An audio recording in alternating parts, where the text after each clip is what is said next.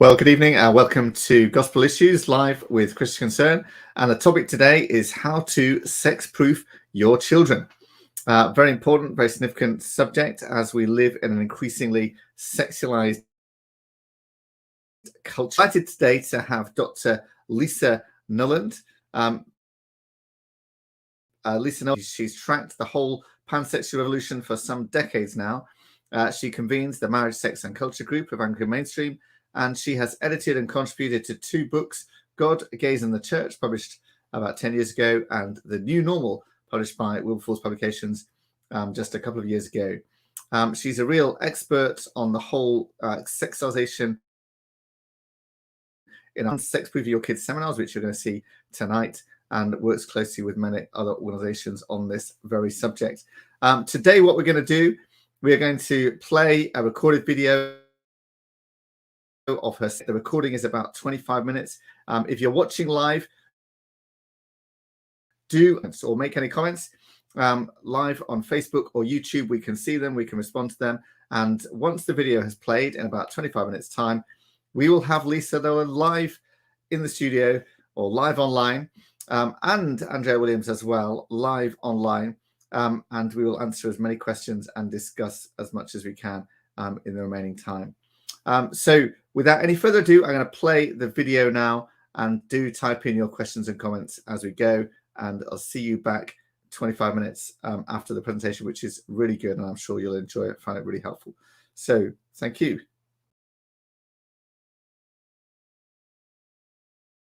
Hello, my name is Dr. Lisa Nolland. I'm a sex historian and CEO of the Marriage, Sex and Culture Group London.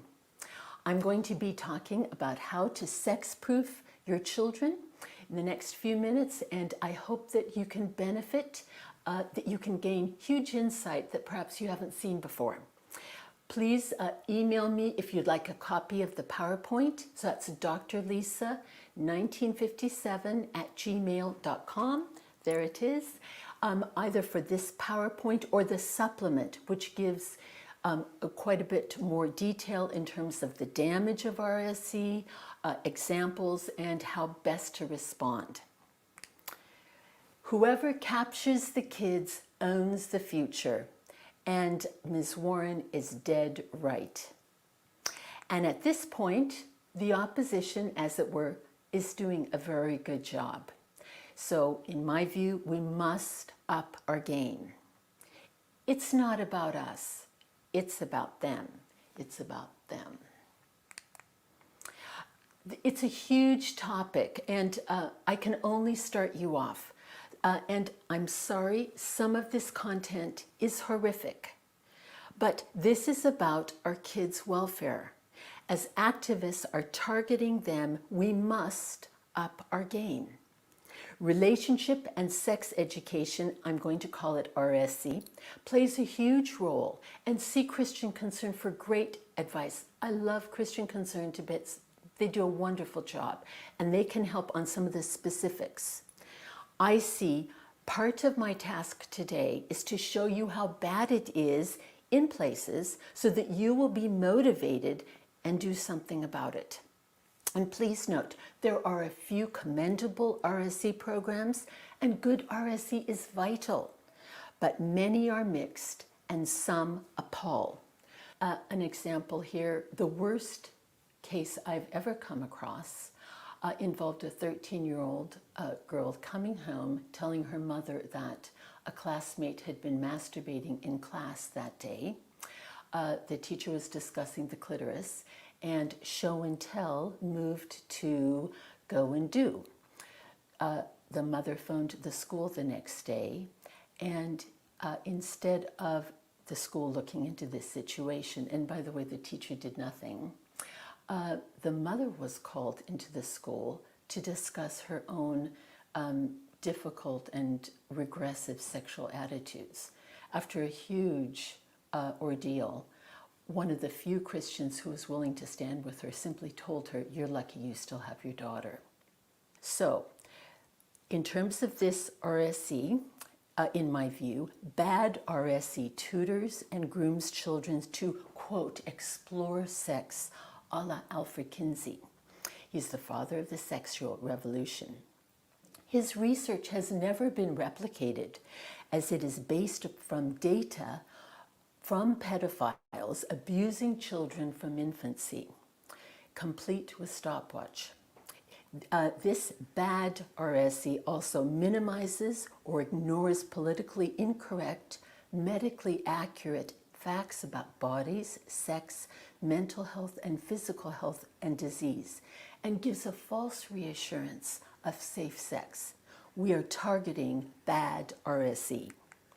This wonderful woman, very brave Jewish psychiatrist, sums it all up.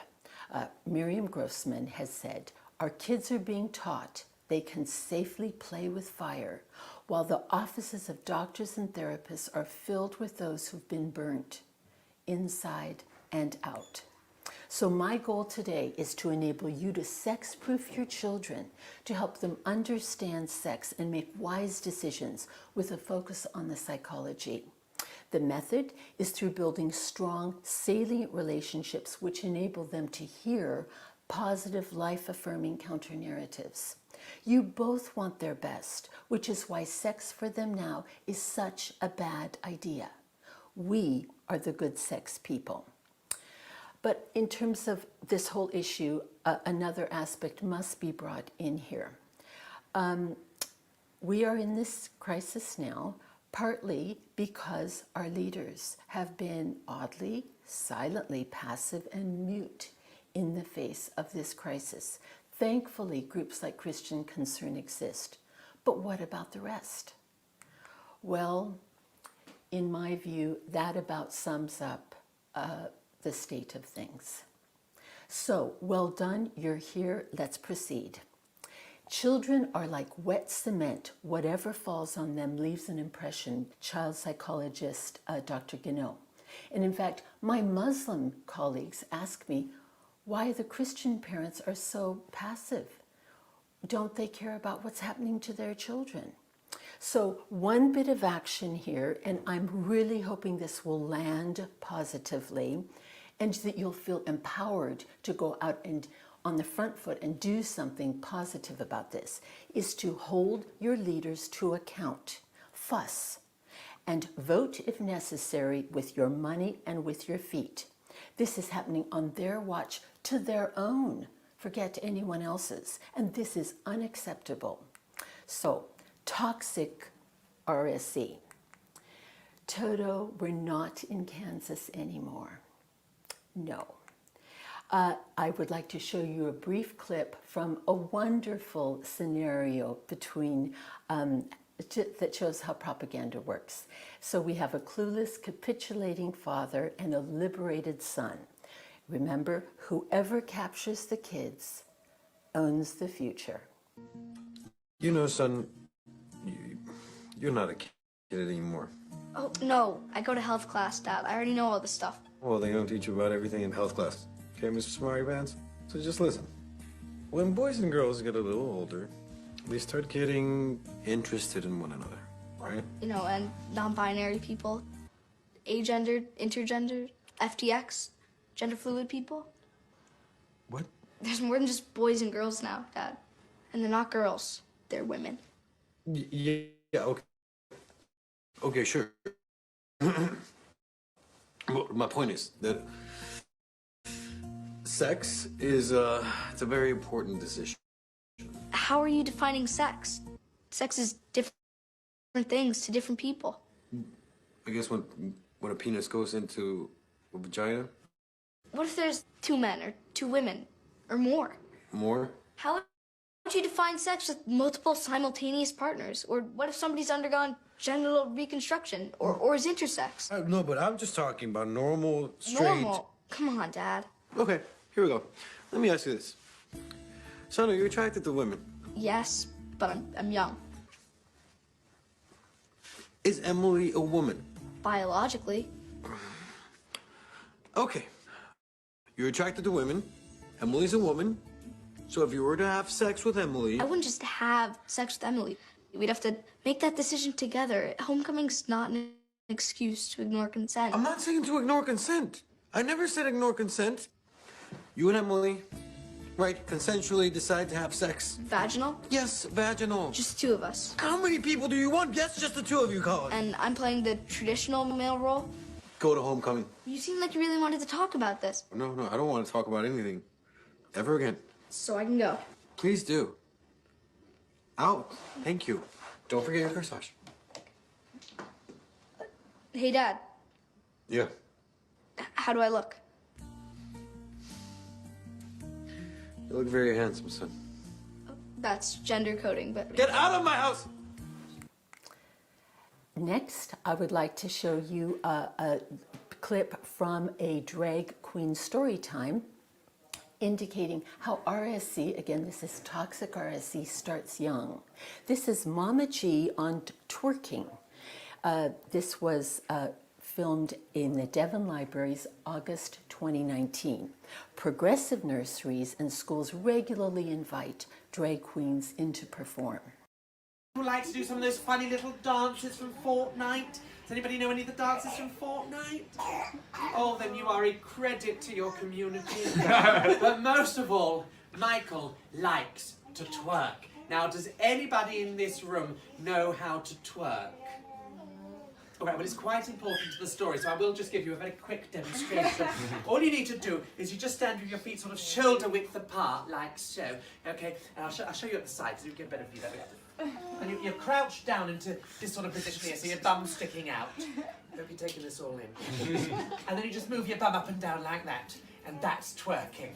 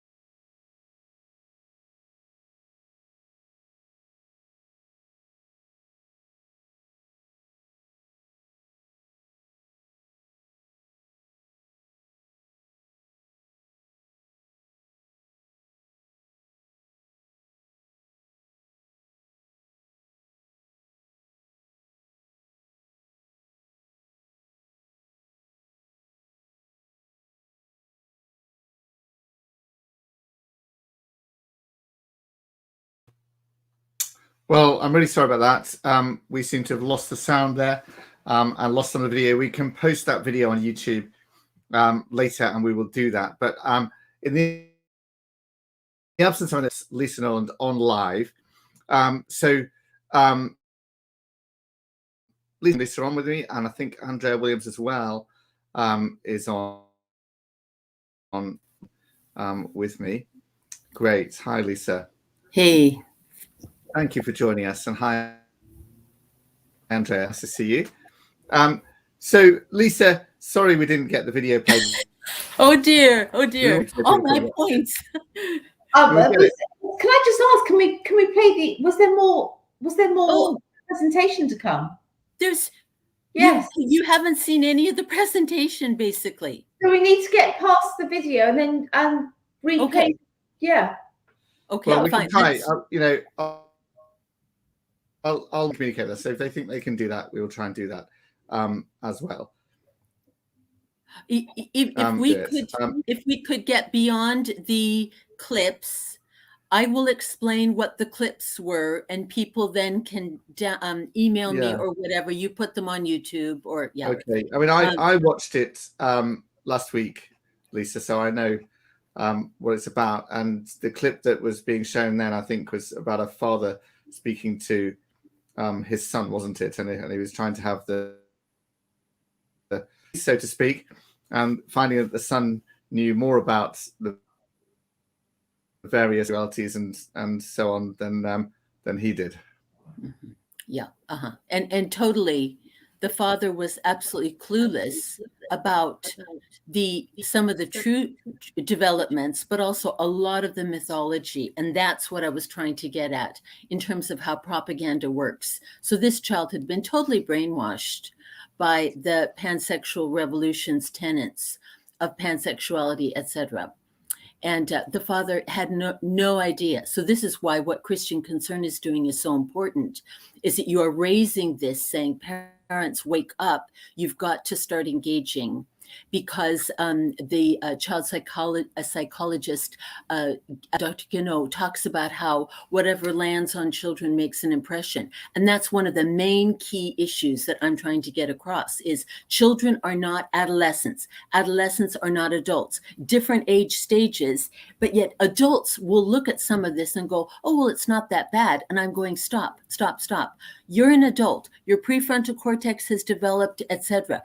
Adults think and process things very differently from youngsters. Like, you do not teach children about all sorts of issues. You teach them these issues. You embed it into their development and their formation. And that's why it's so damaging. So in many ways, I'm not that worried about what adults are getting up to or being taught or saying or doing or whatever. It's this forming child psychosocial development, which is totally different, totally radical, and very, very damaging. This is not what we were taught in school, and yet, for so many of us, and yet this is just going ahead. So again, well done, Christian Concern, for trying to flag some of this. But I think it would be helpful to have a bit of the PowerPoint. I think I've met people are saying, Lisa, that they can play the rest of the. They're going to try a video without post the clips. Okay, fine. Is that right? Can the tech people try and do that for us, so we can see the rest of the slides? Okay, they're going to try now. So let's just see if that works. Yeah.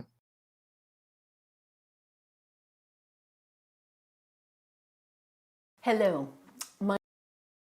Orientation, and really the bottom line is to completely smash heteronormative. Be a lesbian. Yeah, sometimes maybe a little overexcited about that. We are a charity that transforms schools and organisations into LGBT friendly places. So predominantly we are training teachers because we want our teachers to be really, really confident in the language of gender identity and sexual orientation. And really the bottom line is to completely smash heteronormativity. That's what we want to do. So our kids, we totally encourage intersectional ways of teaching, lots of pedagogies around usualising, so making LGBT plus an everyday occurrence within the school. In our school, every lesson is somehow linked to diversity.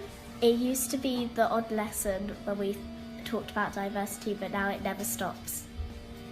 Hi everyone, my name is Steph. I'm here for Educate and Celebrate and Queer My Library. We ask our students and our teachers to mark key LGBT dates on the calendar.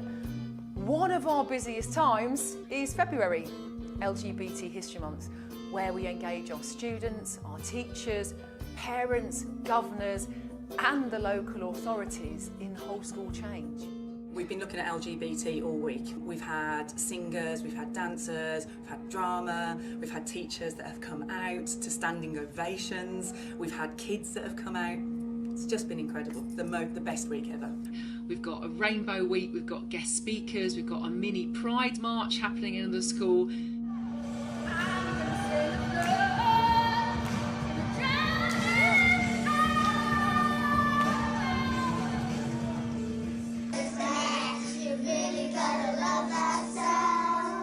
You don't have to be what your family has to tell you what to be. And really the bottom line is to completely smash heteronormativity. That's what we want to do. And this is what smashing heteronormativity lands as. I mean, there are many ways, many facets, but these are two. So we have a drag festival in Austin. This is from 2017, 2 males here, a little boy and a unicorn, and a breast or chest feeding dad on the cover of Time in 2016. So more examples. I'm not going to show you this. It is graphic in the extreme, but if you want to watch it for yourself, it's a blow by blow. Again, show and tell, go and do. So in terms of older children, a lesson for ages 11 to 12 from a horrified teacher. Thank God for these whistleblowers. The kids were also told briefly about bestiality, sex toys, and masturbation. One of the teachers said bestiality was a sexuality whereby some people are attracted to and have sex with animals. It was talked about like it is completely normal, and that's a great website, by the way, Safe Schools Alliance UK. God bless them. School curriculum, now this is from SexWise for post-pubertal 13s. Theresa May's conservative government recommended in 2018 this sexual health, quote unquote, resource for schools. Bizarre, high-risk, taboo-breaking sex acts are sanitized, minimized, infantilized, sex toys, sex play. There's a great deal of that kind of terminology used. And promoted, quote, safely, often involving pain as kink. Now, kink is sex and pain together, okay? Simultaneous plural partners, extreme kinds of anal sex, and anal sex is huge for girls, boys, neither, both, whatever. Sadly, and it's incredibly high risk, but I'll come to that in a bit. But here we go. This is what children were encouraged to look at in terms of getting high quality sex education. So we have plural partners, fisting, that's the inserting of a fist up the vagina or the anus. Prostate massage, that's when you massage your partner's prostate. Again, we won't go into the health implications. Plural partners, urine, feces play, notice the play, notice all these play terms. Very discouraging. So now what I want to do is, again, I could have gone on and on. You get the point. Things are in places very grim. So what do kids need to know from us? Here we go. So good sex messages that youngsters need to know depending on their age and stage. Number 1, sex is fab. Christians believe God thought it up. 2, sex is fire and can permanently damage your life. 3, sex is for later. Marriage can give best sex. And then sex is big, powerful. Sex is glue, whether you know it or not, whether you want it to be so or not. Sex is often addictive. More good sex messages. Your brain stores memories of every sex act. Sex is safer for adults than for you. Why? The vulnerable teen cervix, brain immaturity, and high hormone levels. Factors which help explain the higher teen STI, STD rates. And see my supplementary PowerPoint for more in terms of the evidence there. And not all sex acts carry the same risk. Some are far more hazardous than others. Condoms can give you only limited protection. Some STIs are spread even with proper condom use. There's always forgiveness and a fresh start. Secondary virginity. Learn from your mistakes to become a better, stronger person, more equipped to help others. Give it to God and let Him redeem it. He never wastes anything and can use anything if we let Him. And finally, the best sex message of all. Youngsters are not hearing that great, disease and regret-free sex is yours for life.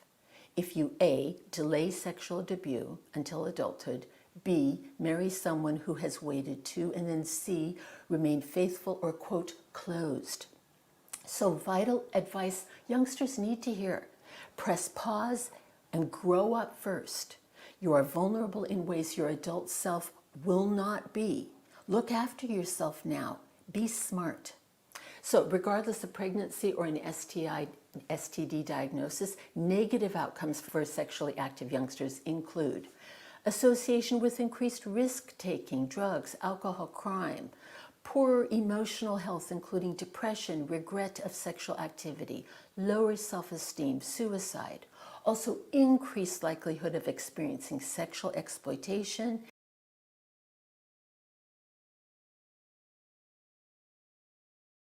So again, do email me for that other PowerPoint that has the documentary evidence for that.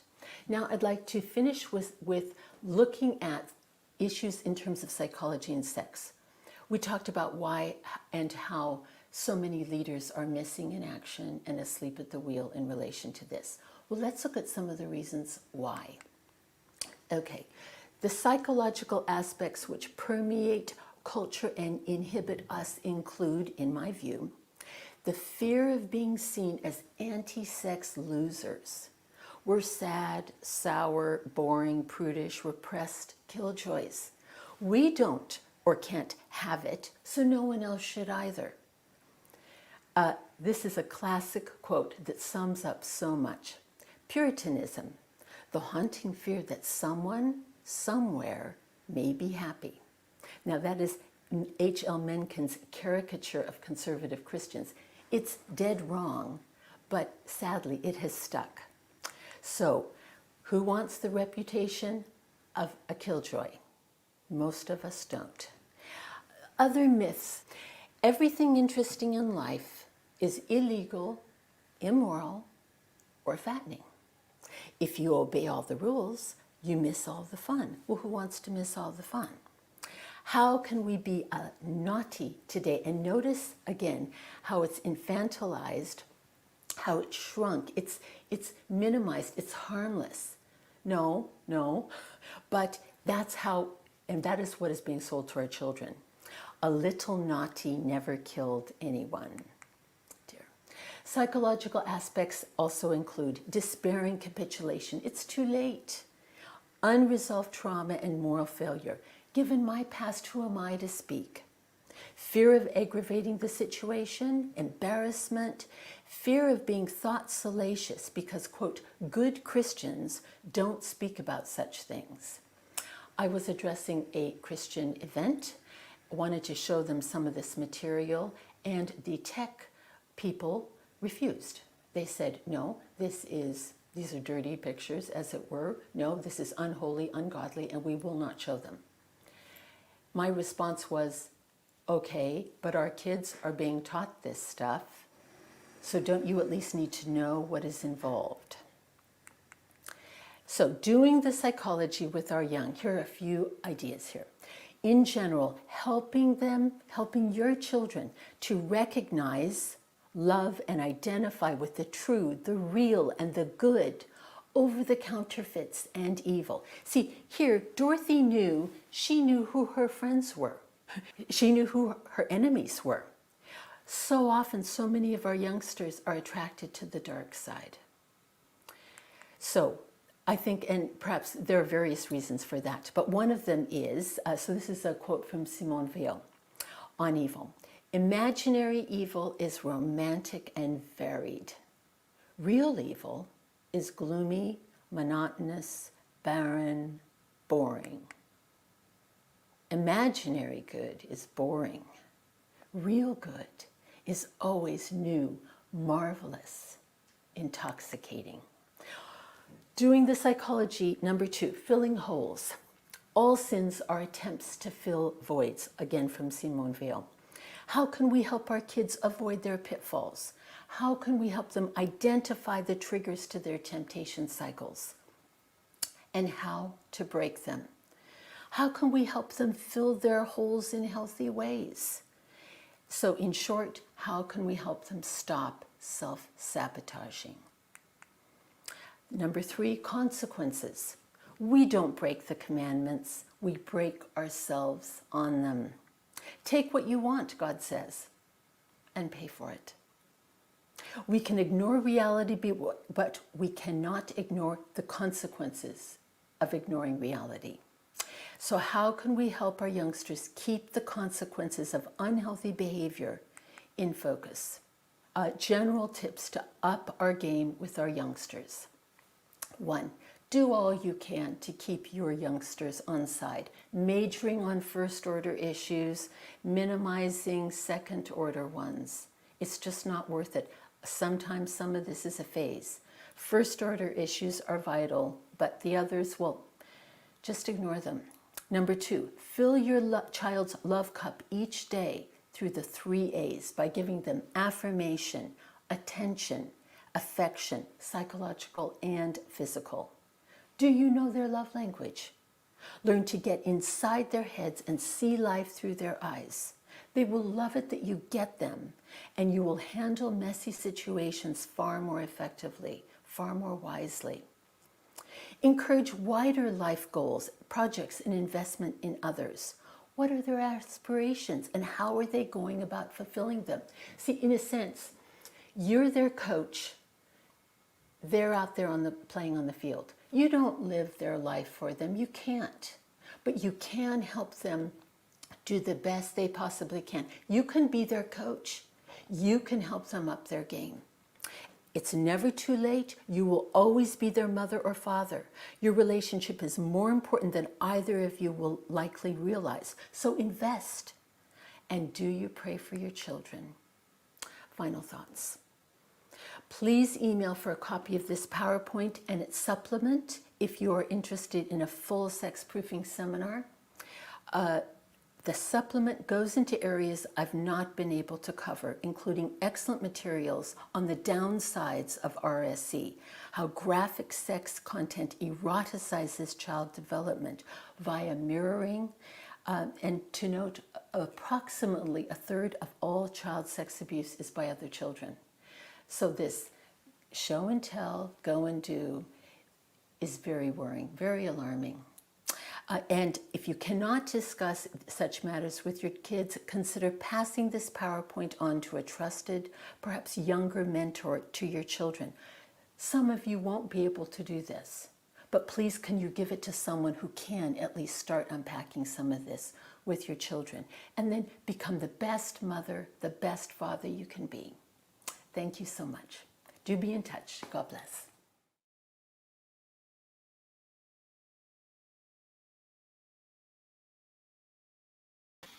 Well, I'm sorry for some of the technical difficulties there, but at least we got through most of the slip there. Now, let's have Dr. Lisa Nolland back on, and Andrea as well. Thank you, Lisa. Really good points, I think, in that presentation. Points as well, and it's kind of shocking to be reminded just how much some of this stuff is being promoted in schools. The curriculum is so sexualized. We've even had cases of like maths lessons and science lessons being sexualized in some of our cases here. I suppose a question from me to start with is how do parents go about objecting to things that the school is teaching that they don't agree? Well, I think, first of all, I think it's very helpful for them to understand a little bit about child psychology, like how this is in fact eroticizing child development. That's kind of some of the in terms of the key messages I put out. This is damaging our kids. This isn't good sex ed. We're all for good sex ed. That's great. These kids need the very best, highest quality, honest, accurate, and developmentally appropriate sex ed. This isn't that. This is pure Alfred Kinsey, who was as kinky, as ill, as truly perverse an individual as they come. And it's from his research, which has never been replicated. His research has never been replicated because it was done on the bodies of little boys and girls from about 12 months up by pedophiles who would masturbate them with a stopwatch. See, the basis for this crazy bad RSC is Kinsey's, quote, research, and it's never been replicated. So you can start there saying, show me the research. But number two, we now have, for instance, I discussed how a third of all child sex assaults are coming from other children. See, children cannot handle this sexualized content. Show and tell, go and do. That sort of thing is happening. Now, there are many factors coming into that. I'm not saying RSC is bad RSC is the only one, but it certainly is one of them. But then the other thing is, I think it's really important for parents to start talking to other parents to go, do you know what is being taught to our kids? And somehow this reserve that English parents or whatever have, like, oh, well, we better not talk about it. Who are we to know? We're just the parent. It's like, no. So I guess I would encourage parents to try to find someone else or get their church to start talking about this stuff. In many ways, that's one of the main points for this PowerPoint. Where has the church been? It's like, this is happening to their very own. This isn't, forget all the other kids out there who are from other faiths or no faith. This is to their own, and Christian teachers having to teach this. So they're not simply talking about this stuff. They are embedding it in little ones. This is not okay, in my view. Yeah. So, and we've of Izzy Montague and now more recently Nudge and Sally Rowe. Do you want to talk about those? You're cutting out for me a bit, Tim. I think we're having quite a lot of technical difficulties. I don't know if it's my end or if it's actually what's coming at me.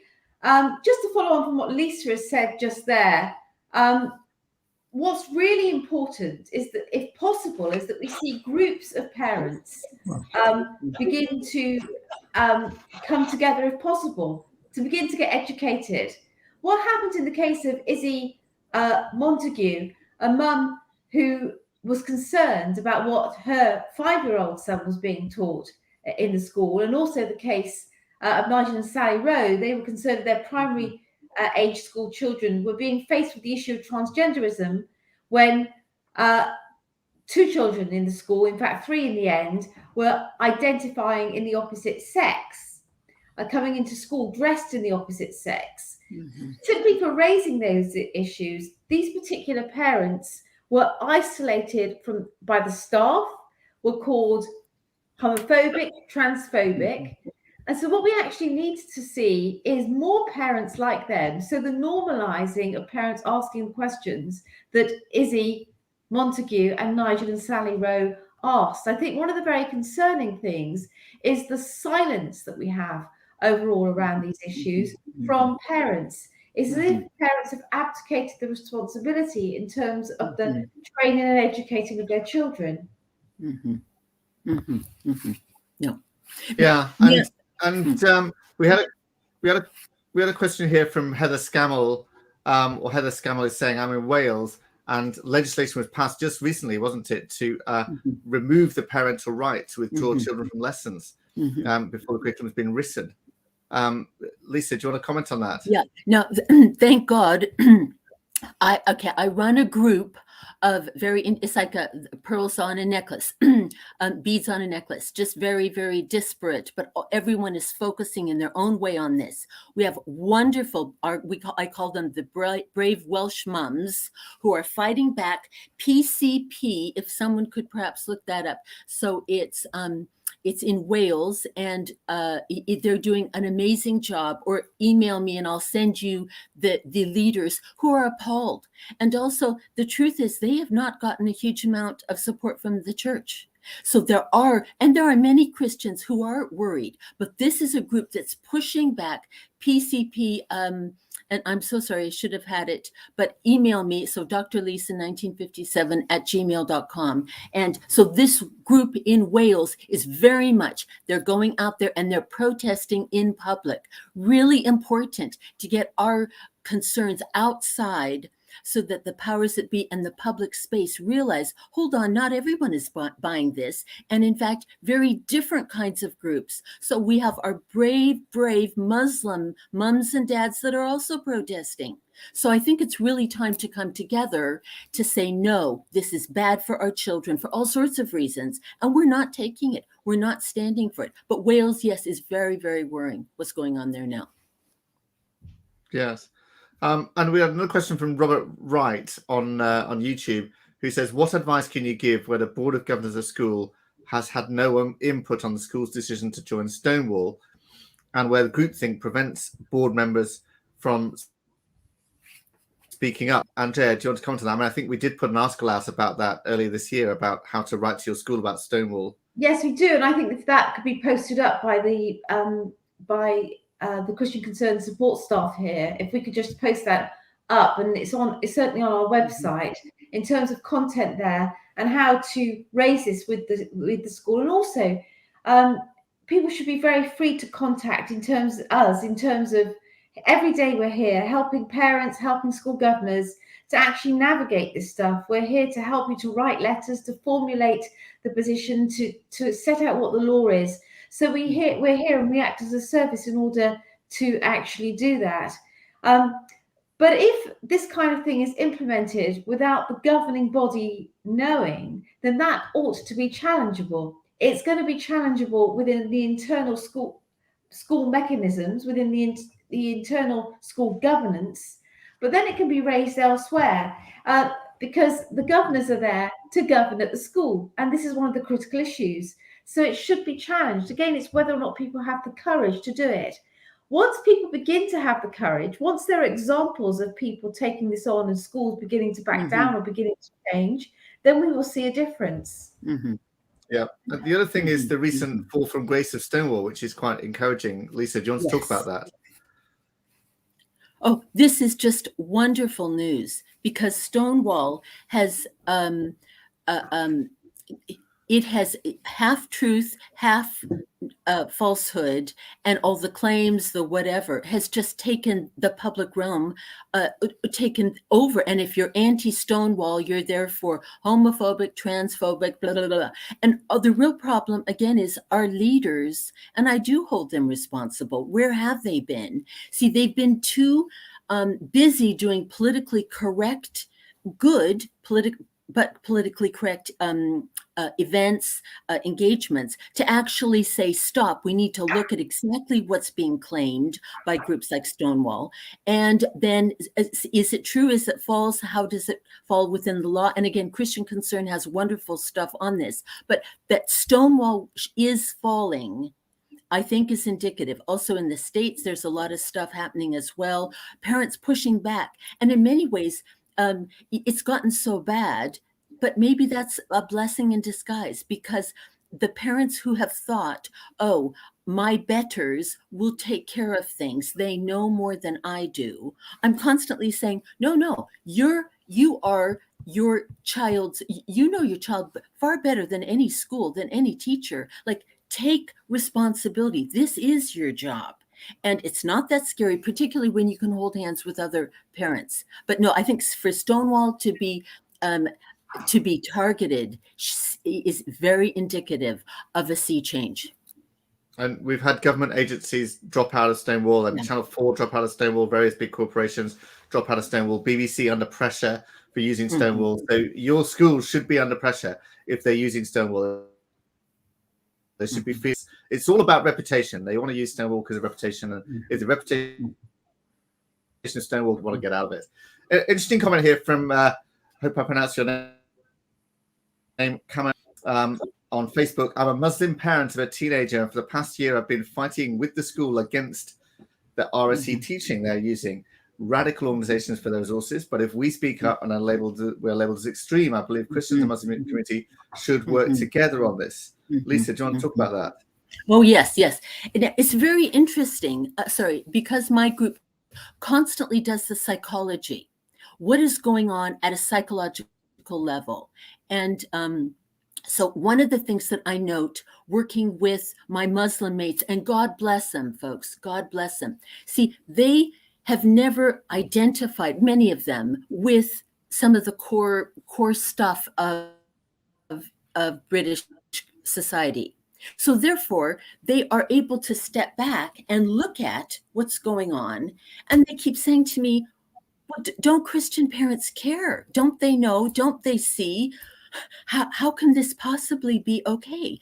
And what it comes to me as, certainly there are many things going on, but one of them is, in the main, many Christian parents identify with the system.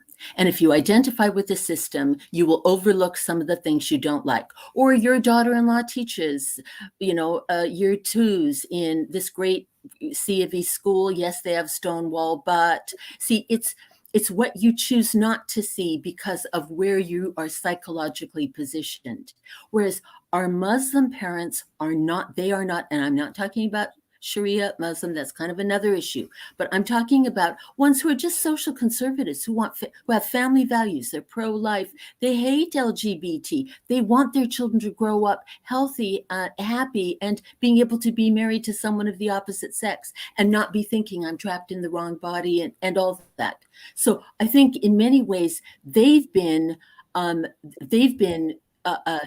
wondered what is going on with our Christian parents who are so blasé, complacent, naive, and just missing in action. And certainly with leaders, with our good Christian organizations, where are they? Like, what's happened? I mean, Christian Concern. I do think there are.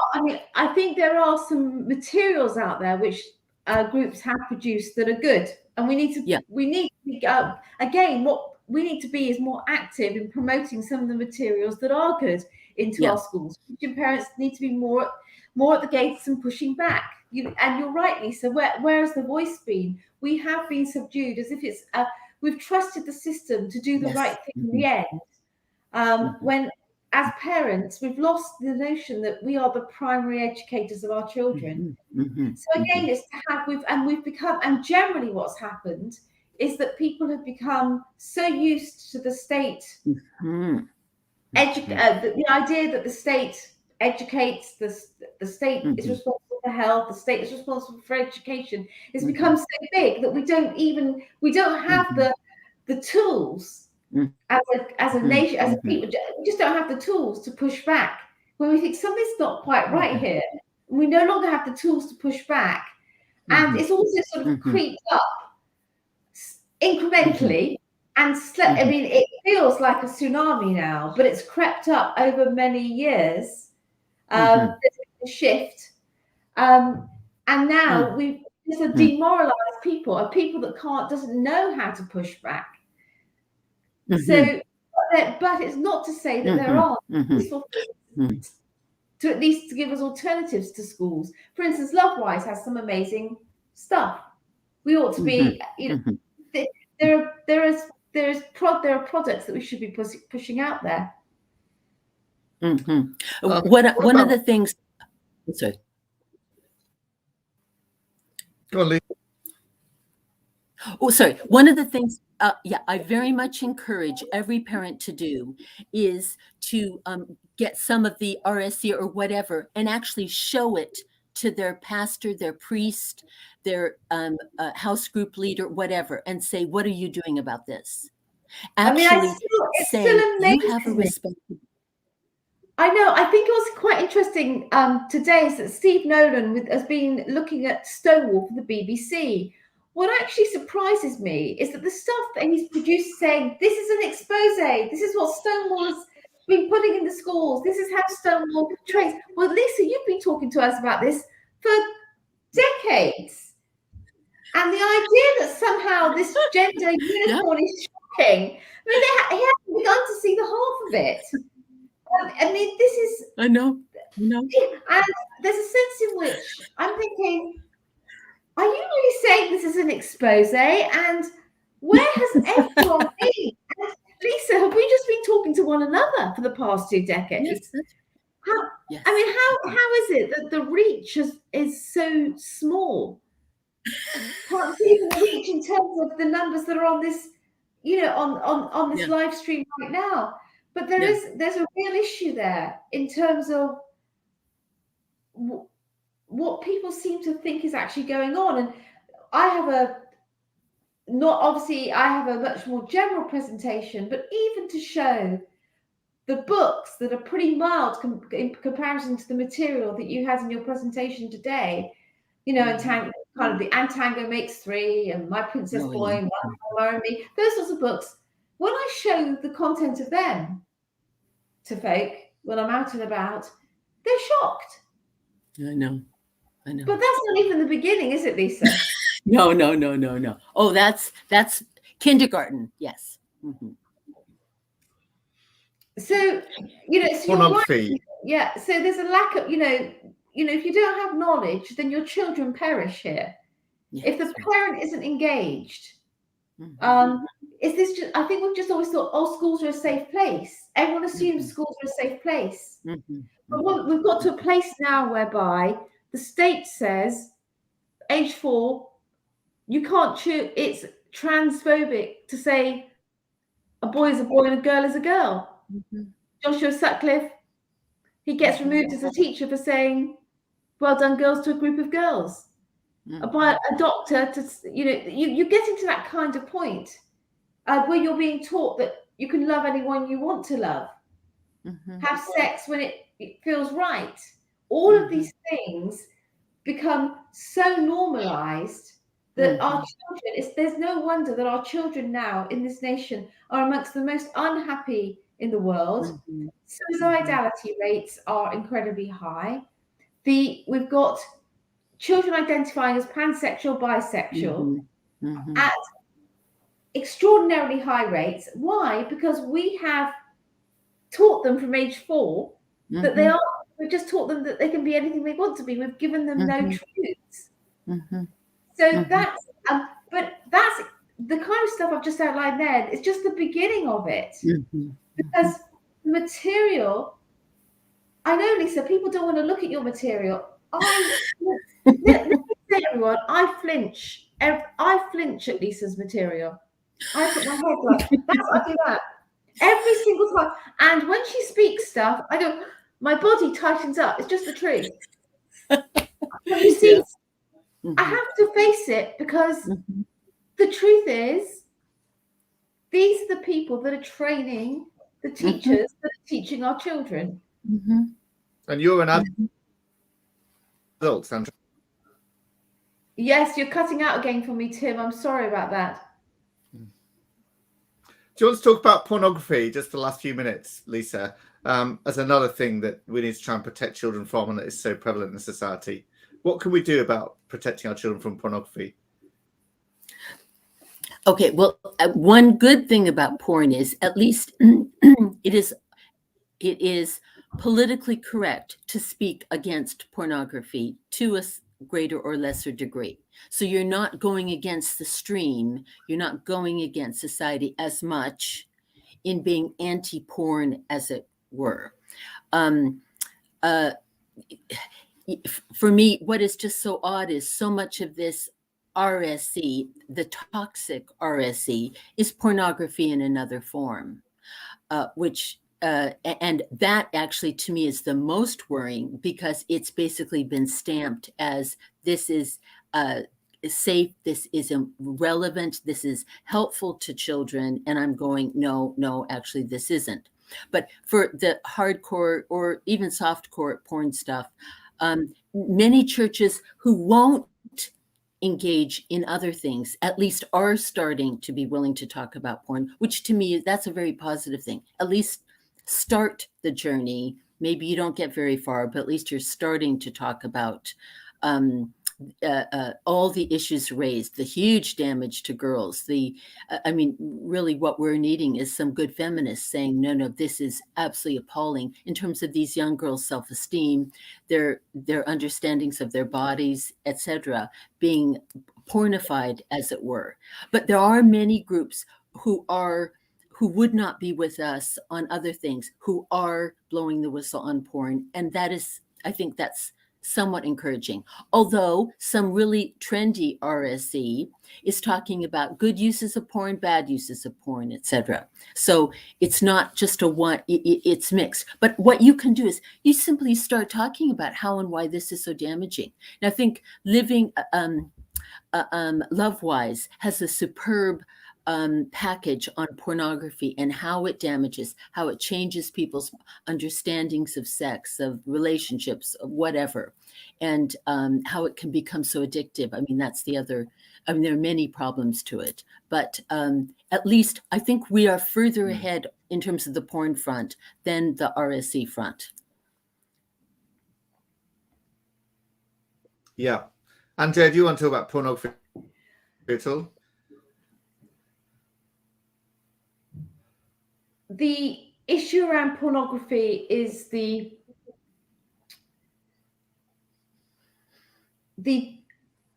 utter availability and damage that it's doing to our, and it's catastrophic for our young boys, our young girls, and it's wholly available. It's private. It's behind closed doors. It's shaming, and they live with this, and it creates a situation whereby they end up being so internally shamed by it that they're unable to handle it. They themselves become damaged. They become more open to being abused themselves. They become highly sexualized. So there is a porn pandemic. When we think that the average age of access to porn is around 9 years of age at this time for our boys, and increasing use amongst our girls, then this is a serious sickness which is within our children, because we're failing to protect them. So I'm saying, especially within the churches, there needs to be the most massive push to protect our children, but also we need to be in a situation where we're calling out the porn use within our congregations generally. One of the keys is within the church, certainly, is to seek purity, to confess that we've absolutely failed in this area. And I talk about there needing to be a moral revolution. There needs to be a purity revolution in our churches, because if we're going to push back on the LGBTQI agenda in our schools, then we're going to need to push back from a position whereby the secret shame of pornography isn't silencing us. And I think that's part of it all. I think there's such a lot of secret shame from porn use that we're really struggling. Now, someone called Star on YouTube. Can we as parents ask our schools, secondary level, for the literature and other documents that very worried parent? Lisa, do you want to talk about that? Can we as parents ask our schools using DGS? Okay. From what I understand, and it would be good to have Steve here, who is the head of, in terms of education, and he's going to be running a conference, I think, in a couple of weeks here with Christian Concern. But from what I understand, yes, you can. Now, age of consent, 15, 16, kids can, quote unquote, decide on their own. That's actually a very good question, and I'm not totally solid on the answer, but I would think so. Maybe we could ask, if whoever is asking the question emails me, I will find out the answer and get back to them. But certainly what you can do is you show up at the school and you start putting pressure on the school saying, look, I don't want my child sexualized. And so teenagers are particularly vulnerable. And this is damaging. And I think for me, the biggest thing is this will stay with them throughout their whole lives. This is so much worse than one fag. You know, right now, smart kids know smoking is stupid.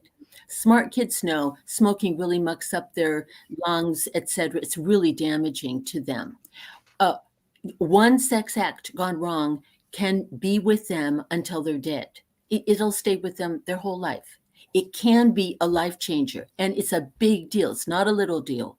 So certainly parents can start putting pressure and ought to feel like, yes, these are my children. They do not belong to the school or to the state. They're given to me. I have a responsibility. But if that person would like to email me, I will get the answer.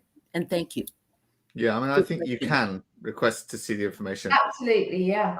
On that, and they have a duty to tell it, to show you as well, and it's good to do so because it puts pressure on them. Yes.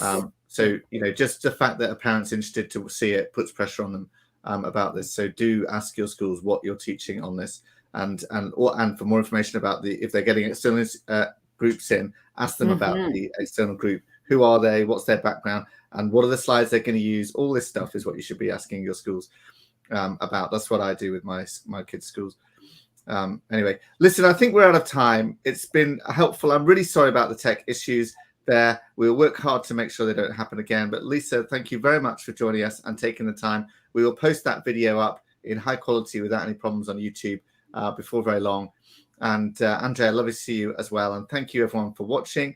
And we'll look forward to seeing you again soon. Next time is live stream on Friday lunchtime at 1 p.m. I will look forward to seeing you then. Thank you very much. Yeah.